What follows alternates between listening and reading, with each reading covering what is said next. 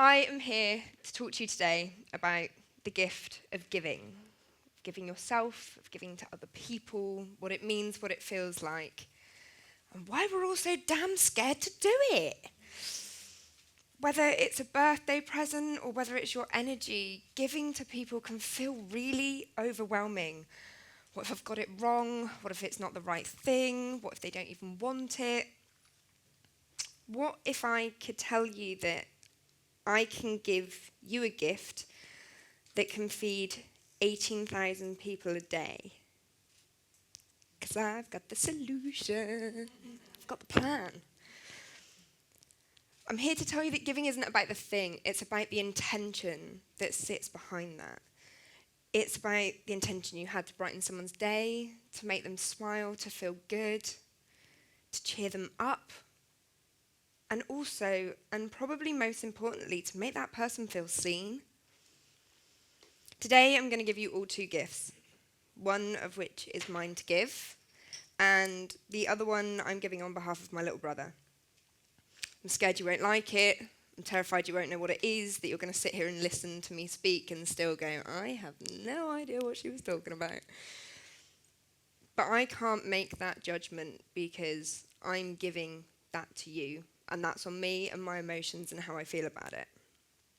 So my name is Meg Abernethy-Hope, and today I've got my big girl pants on, and I know that it doesn't look like I do. I am fully aware that it doesn't look like I've got any pants on whatsoever, but I do, and I do have my big girl pants on, and they're the gift that I give myself to make myself feel better. Also, in case I metaphorically shit myself on this stage because I'm so scared, it's my safety net.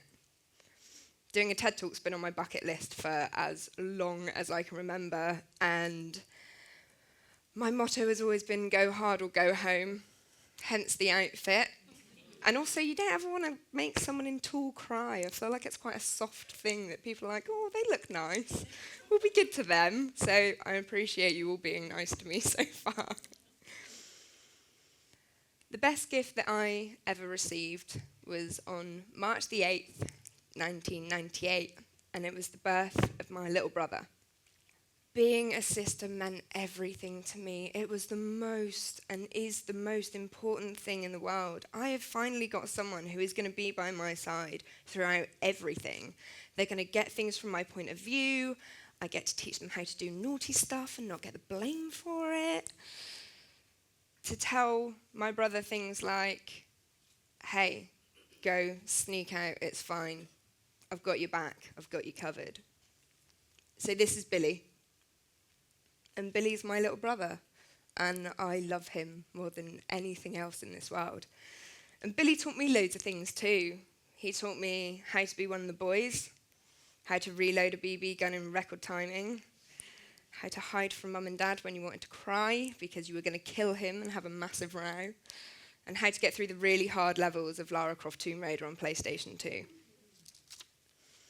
He is the one person that was by my side throughout everything. He got everything from my point of view.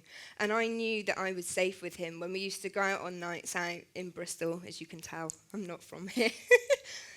I wanted to go with him because he had my back no matter what was going on. It was me and him against the world. And so I was never afraid of losing him until the day that I did. It was March 26th, 2018, and my brother had decided to go travelling. He went to do my dream trip across Asia, and I was fuming with him. I was so jealous that he was going to get the opportunity to go and explore the world and see what it was like to be independent and to try and travel on your own and just go and live. And I loved getting the updates from him, all the pictures that he used to send. And then after 4 days of him leaving the UK, those pictures stopped. And the phone call came. Billy had died in a motorbike accident that night. So he isn't lost. He just isn't here anymore.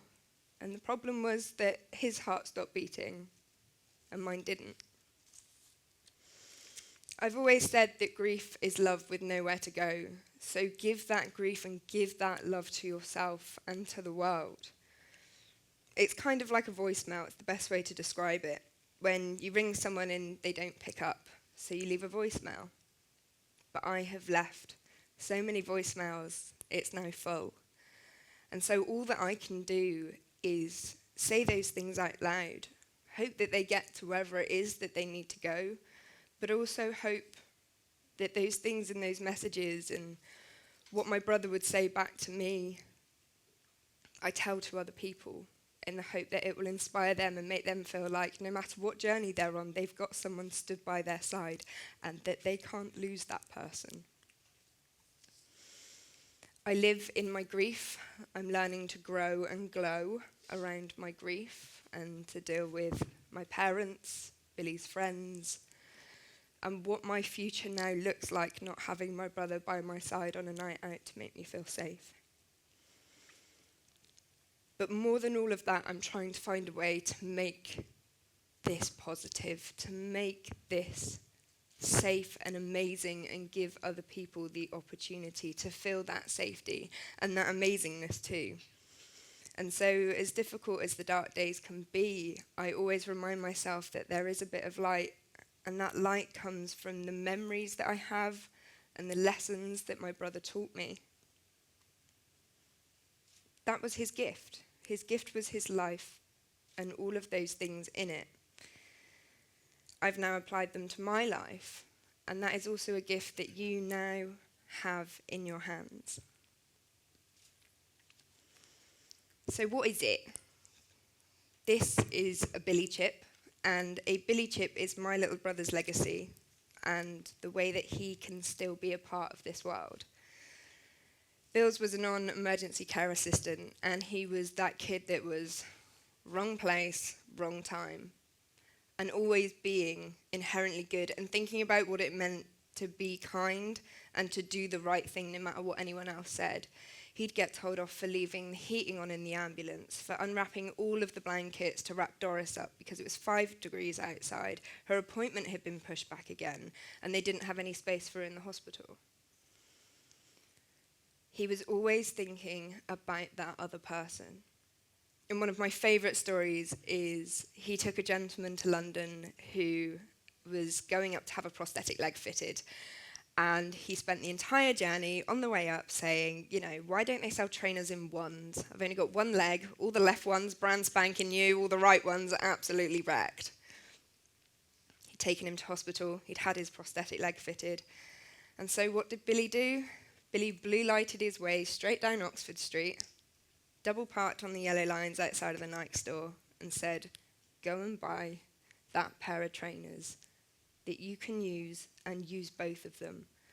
He knew he was going to get in trouble for it, but it wasn't about that. It was about this gentleman feeling seen, feeling heard, understood and loved. He was also a pain in the ass. He was 20. He loved drum and bass. It's a very Bristol heavy thing. He loved going to raves. He loved winding my parents up. He loved sneaking out late at night.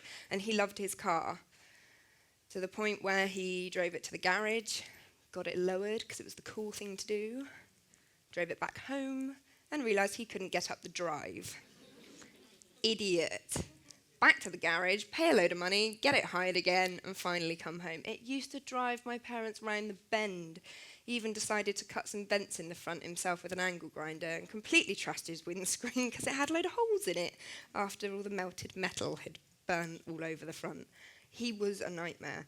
But the way that he thought about the world was so important. It was so remarkable to have somebody else that constantly thought about everyone else and their feelings and what he was doing. So the idea that you have in your hands is pretty special. At the end of each day, my dad used to go and he used to chuck all of his leftover change into a pot, back when change was a thing. And Billy would say, why wouldn't you just give that to somebody that's literally begging you on the street for it? They're literally asking you for it. And my dad, like most people, he had apprehensions that it was going to be spent on drugs or on alcohol or further in a harmful addiction. that wouldn't necessarily help that person in the way that he felt that he wanted to help them, I suppose. And Billy said, well, it's not about you. It's about that person. You don't give someone a bouquet of flowers and then tell them they can only have them in the bathroom. Giving is unconditional. It's not a transactional thing. So, after more and more conversations and talking it round in circles and probably to the death, Billy turned around and said, well, it's a shame there's not a universal currency that you could give instead. And with that, you know that that universal currency can only be spent on things that are helpful. Food, drink, things like that. It's like, oh, that's quite a good idea, actually. Quite like that. So, what you have in your hands is the BillyChip. It is that universal token for the homeless to access food and drink from high street retailers. If you don't carry cash, if you've got the apprehensions on how things are going to be spent, this is the solution. This is a new opportunity. I want to give people all across the world the choice to be able to use the BillyChip as a tool to give freely and unconditionally, to give them Billy's gift, his idea and his solution. My dream is for the BillyChip to operate as that universal, safe, secure currency to help those who need it most. And homeless numbers are on the rise. They are going through the roof. All of you will have seen people in your towns, in your cities. All of you may even know somebody. And a recent study done by Prince William's Homewards Project said that 2 in 10 people have some experience with homelessness. That's 15 of you in this room. Just let that sink in. 15 of you in here. And you'll know who you are, have some experience with homelessness. The safety gap is getting smaller. People say that you're only 1.5 paychecks away from not being able to afford your rent and being on the streets. So 15 of you in this room have possibly been in that position, and that number is way higher than it should be. That number should be 0. I want BillyChip to be that first step in supporting one another, in talking to people, in making them feel seen and heard. Billy's gift was his idea, and what I have given you all now is the hope that a 20-year-old had for the future of this world. Small businesses are starting to pop up left, right, and centre. Human beings are incredible. We are starting to realise the power that there is behind community, behind supporting one another, behind taking charge, behind going, this is my dream, and do you know what? I'm going to follow it, and I don't care what anybody else says. Fingers crossed one day you'll be able to hand this BillyChip out to somebody without any fear to allow them access to food and drink on the high street. That then gets redeemed and goes back in again for somebody else to buy, for somebody else to gift and give. The possibilities are infinite. We're going to be able to change this, I hope, into things like laundrettes, accommodations, sanitary items, pet food, vaccinations for people's animals that can't afford it and that really do need it most. When you have the chance to hand that BillyChip over, I want you to remember about having a meaningful conversation and making that person feel seen and making that person feel heard. We talk so much about the homeless being this invisible society, and it is so important that we remember they are people. People are people. And we've been taught to forget that. It's also not what you give to the world that is the gift. The gift is you. Your thoughts, the way that you think, the solutions you have to problems, whether it's in your world or the world in its entirety. You are a gift, the way you think, the way you smile, the way you make people feel. And I know it's really hard to remember that sometimes. But also, if you died, what would be your legacy? Whoa, hey, how did I do that? That was cool. Back, pretend you've never seen it. If you died, what would be your legacy? What do you and what will you leave behind from the way that you've acted, thought, the things you've done, the people you've spoken to? My gift is this talk. It's my experience, my voice, my honesty, my vulnerability that I feel. And also it's the chance to say to you all, you are amazing. You are the most incredible people. The way you smile, the way you make people feel, holding a door open for somebody, looking after yourself. I mean, my gosh, it's hard work. Getting up every day is a struggle. But you have to do that to be the best version of yourself to help support other people. And I believe that each and every one of us was put on this planet with the potential to change the world. I'm not saying do what my brother did, which was go out into the garden, catch spiders, wait to be bitten because he thought he was going to be Spider-Man. You don't have to be a superhero.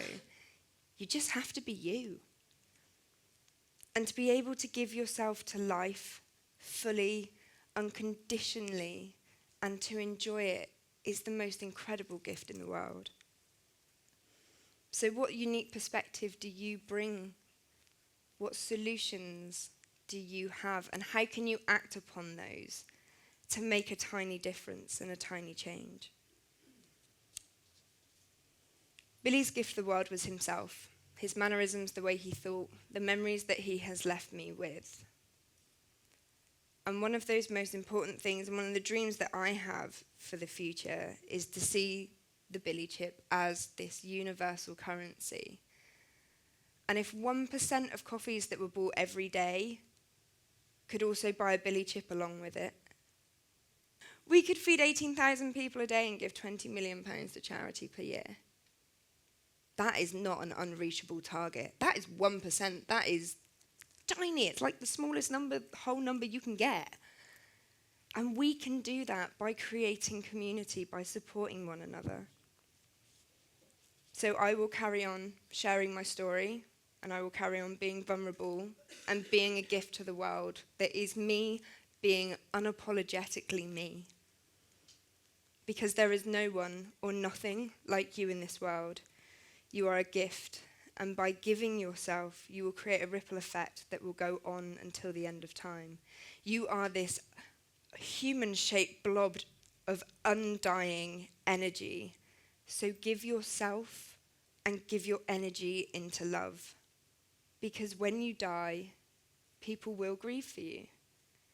But God, give them a reason to do it with a smile on their face. Thank you.